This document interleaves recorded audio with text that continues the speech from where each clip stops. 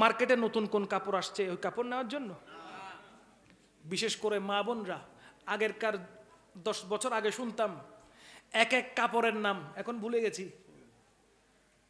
জিঙ্গালালা কাপড়ের নাম, তারপরে বলেন না, মনে থাকলে বলেন। হ্যাঁ, কিরণমালা, হ্যাঁ আরো আছে তো, আরো আছে বিভিন্ন ড্রেসের নাম আছে না নাই? লেহেঙ্গা, ল্যাংড়া খোঁড়া আছে না নাই? বিভিন্ন পোশাকের নাম।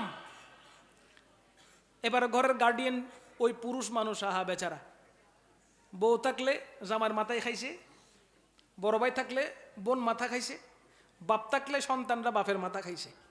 কথা বলেন না ঠিক কিনা? বলে মার্কেটে নতুন মাল আসছে। কি মাল? কই জিঙ্গালালা নাম, নিতেই হইব যত টাকা হোক। কথা বলেন ঠিক কিনা? আমাদের রুচি ওদিকে চলে গেছে, সেখান থেকে ডাইভার্ট করে নিয়ে আসতে হবে। মার্কেটে কি চলছে সেটা দেখবো না, ইবাদতের প্রতিযোগিতা কি চলছে সেটা দেখতে হবে। কথা বলেন না ঠিক কিনা?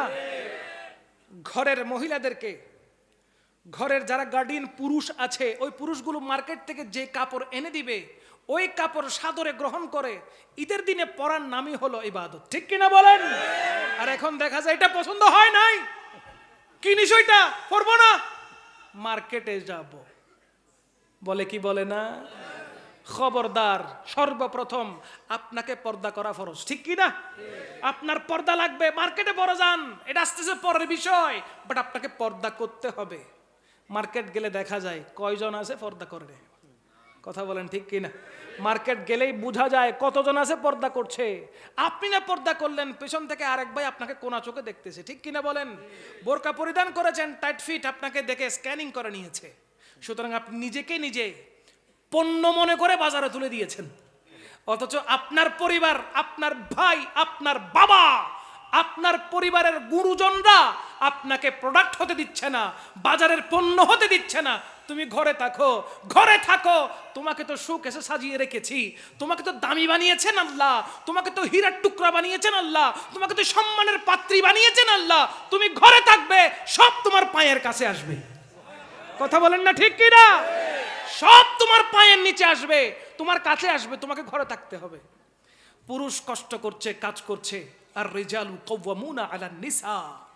পুরুষ কাজ করছে, মার্কেটে যাচ্ছে, ঘুরছে ফিরছে, যেদিকে সেদিকে যাচ্ছে, কিন্তু তোমাকে সেইভে ঘরে রেখেছে। ঠিক কিনা বলেন? কারণ কি? তুমি মুসলমানদের জন্য এক অমূল্য রত্ন, তোমার দাম কোথাও কিনবে এমন কোনো দাম, তুমি এক অমূল্য রত্ন, তাই তোমাকে সাজানো হয়েছে ঘরে। তুমি ঘরে থাকবে পর্দা সহকারে, তোমার যা যা লাগবে তোমার খেদমতে, তোমার খেদমতে সব কিছু তোমার সামনে পরিবেশন হয়ে যাবে। কথা বলেন ঠিক কিনা? আল্লাহ রসুল সাল্লাল্লাহু আলাইহি ওয়াসাল্লাম চায় তাদেরকে রানী বানাতে।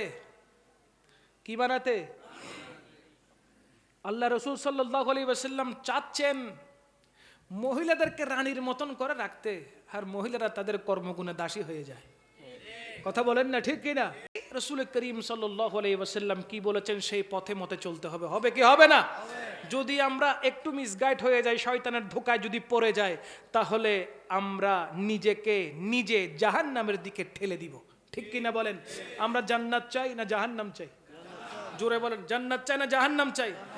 জান্নাত চাইলে জান্নাতি পরিবেশে থাকতে হবে, জান্নাত চাইলে জান্নাতি কাজ করতে হবে, জান্নাত চাইলে জান্নাত ওয়ালার সাথে থাকতে হবে, সম্পর্ক সেখান থেকে। কথা বলেন ঠিক কিনা? আল্লাহ পাক রব্বুল আলামিন আমাদেরকে সব সময় জান্নাতি পরিবেশে থাকার তৌফিক দান করুন।